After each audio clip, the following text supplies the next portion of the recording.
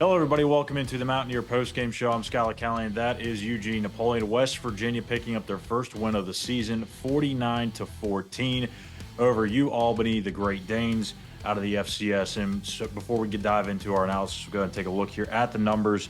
Garrett Green had a nice bounce-back day, as expected, 17-23, 236 yards, 3 touchdowns through the air, 1 with his legs, which was a 40-yard scamper. Jaheim White had 100 yards. C.J. Donaldson had 125 yards. As a team, the Mountaineers rushed for 305 yards on the day. But the big issue in this one was the deep downfield passing by Miles Burkett. He had 306 yards for the Great Danes, and it seemed like they just were able to complete deep shot after deep shot. Gene, initial thoughts on this one. 35-point win. They get out to a great start.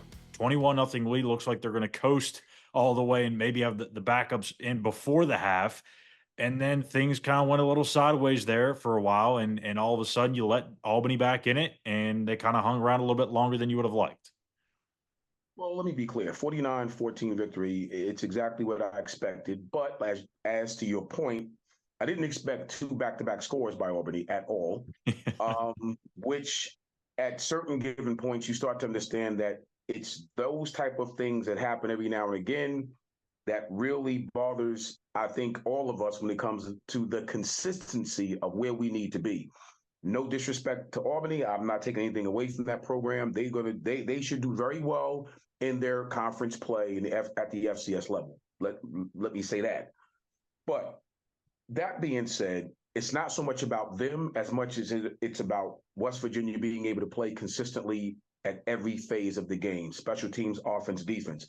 When you do that, it kind of shows, we go to Pittsburgh next week, right? Yeah. It kind of shows them that we have tendencies to lapse at certain points in the game. You cannot do that against a formidable foe. No, So absolutely not. I'm happy with the outcome, but we really have to horn in on getting that stuff cleaned up. We just have to. Yeah.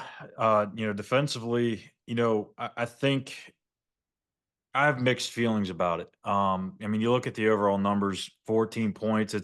It's really not that bad, even against an FCS team. But there were several opportunities for them to add more than just 14. I mean, they went for it a couple of times deep down in the end zone or the red zone.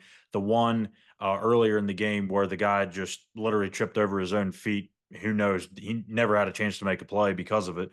And then they're also at the end, but the run defense was much better. I think that area of the defense was night and day better than it was a week ago. I understand it's UAlbany. I get it's not Penn State. It's not going to be Pitt, but you still have to go out there and execute regardless of who you're playing. And they did that. They only allowed 68 yards on the ground on 35 carries. It's an average of 1.9 per carry. That's exactly what you want.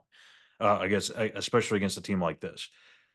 Pass defense, though, yeah, I don't know what to think about that because we saw some explosive plays last week against Penn State, particularly at the end of the first half, where they added on to their lead, and then here in this one, it just felt like every time they chucked it deep, they were coming down with it, and you can't have that happen in these types of games. I mean, Garnett Hollis comes over from Northwestern. He's a coveted transfer, very well thought of, around the league and around the country, and just had a really bad day. I'm not saying it's all doom and gloom for him and that he's going to be, somebody that's going to be a liability for Jordan Leslie's defense, but he can't play like that.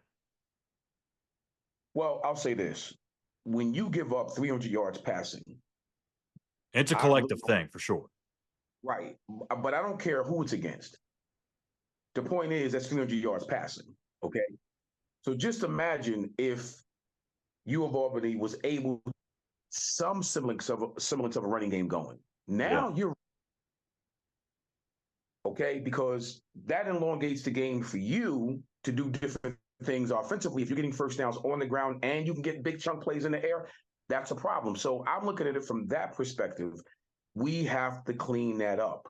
And just like I say about Green not calling his own plays, well, these defensive players don't call their own defenses either. So with that being said, it comes to a point of if you consistently give up a big chunk play here or there in the air against any team, it's going to put more pressure on your defense sooner than later.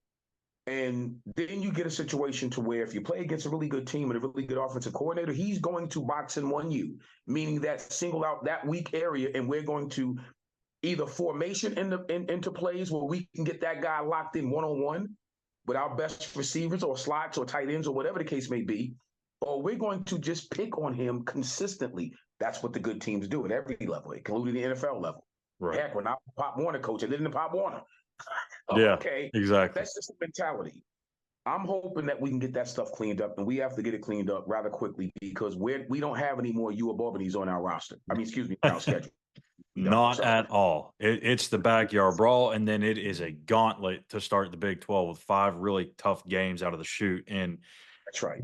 Gene, like I get there's a lot of feelings that go into these games as they go on all day Saturday, whether it was Penn State and them playing really close with Bowling Green, and Green was up on them in the third quarter, or whether it was Pitt being down 27-6 and they come back and win to beat Cincinnati. And then it's this game where West Virginia jumps out by 3 scores, and all of a sudden they keep it close for a while.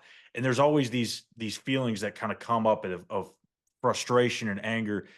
All I'm going to say is just let's just relax. Like I understand you everybody wants to fire everybody, but the point is this is your team.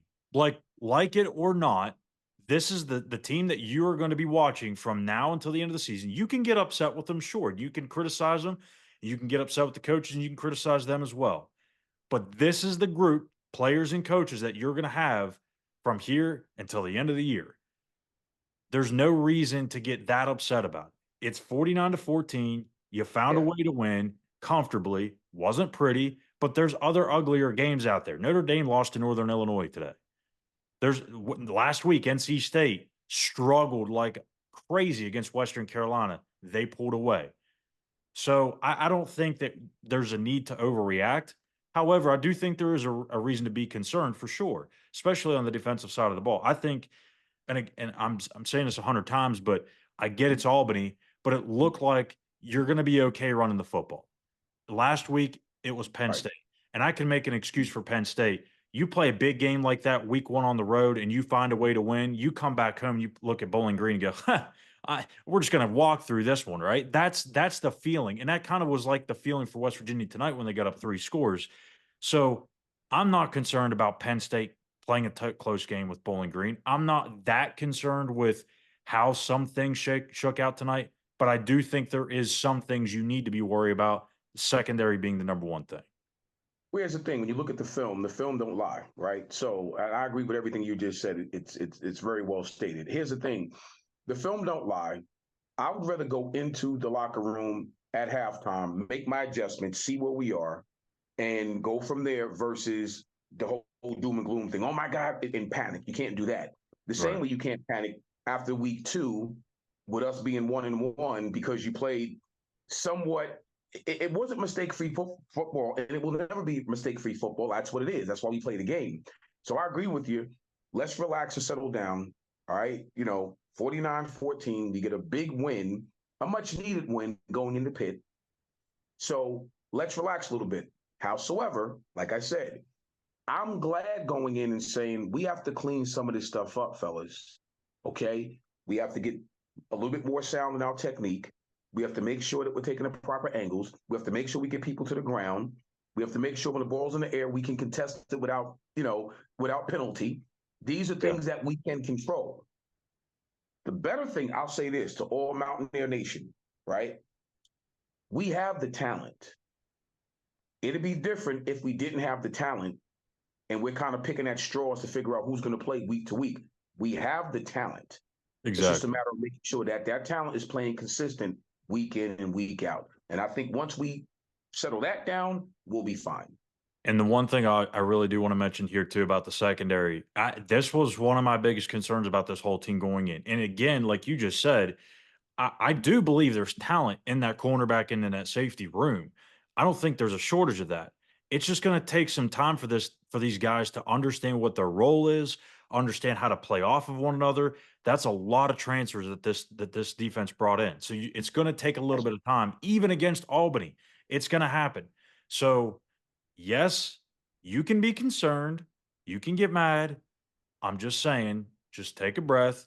Things could have got a lot worse today, and you'd be going into Pitt feeling really, really on edge. So let's just go into this backyard brawl with some open minds and see what happens. But that Pitt game is a massive one. We'll talk about it next week on the Walkthrough Game Day Show. We'll break it down, both sides of the ball, and even take a look at kind of like what Pitt did against Cincinnati today. But yeah, Gene, you know more than anybody.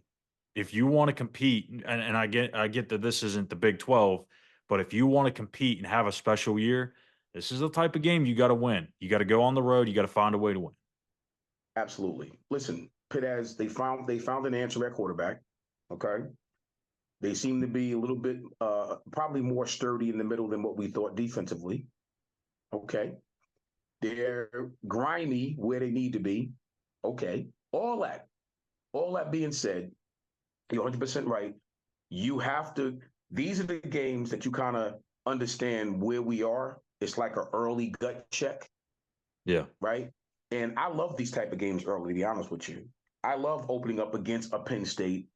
You know, to be honest with you, I wish it would have been a Penn State, a Pitt, and then into our freaking Big 12 schedule, personally. But I get it. I'm not too concerned about what we saw today because I also know West Virginia, in my history of playing there as a player, as well as playing at Pitt, these are the games where you get up for these games. So I'm sure our Mountaineers will be ready to go. They'll be flying high, and they'll correct some of this stuff. But I do agree with you. Going into week 3, usually you start gelling defensively when you have, again, this many transfers. You will start gelling in anywhere between week 3 and week 5. You will start gelling, you start to hit on all cylinders, you start to learn how to play off each other and all that good stuff. I really believe we're heading into that. We're getting to that point where the defense will start gelling in the back end of it, the secondary level, and I think we'll be fine. I'm not at all concerned that we're going to have this type of inconsistent play in the secondary as we've had the last 2 weeks. I'm not really that concerned. Yeah. 300 yards plus passing. I believe that set the most for an FCS team against West Virginia through the air. So it is concerning, 1,000%. But who knows? A week from today, we may be saying, they made some improvements and things are going to be all right. So we'll see how it all pans out. Again, West Virginia gets their first one of the season, 49-14 over UAlbany, and West Virginia goes for 225 just between CJ Donaldson, Jaheim White. Very much needed to get that ground game going. You're going to need it against Pitt. You're going to need it in the Big 12 schedule. So that's going to do it for us here tonight. Thank you guys for tuning in to the Mountaineers postgame show. I'm Schuyler. That's Eugene Napoleon. Make sure you hit that subscribe button on our YouTube page at West Virginia on SI. Follow us on X at SI_WVU. We'll be back tomorrow morning with an episode of Between the Ears for the morning after. We'll be back on Tuesday and Wednesday as well before Gene rejoins me next Thursday to break down the Backyard Brawl on the Walkthrough Game Day Show. Thank you for watching. We'll see you back here in the morning.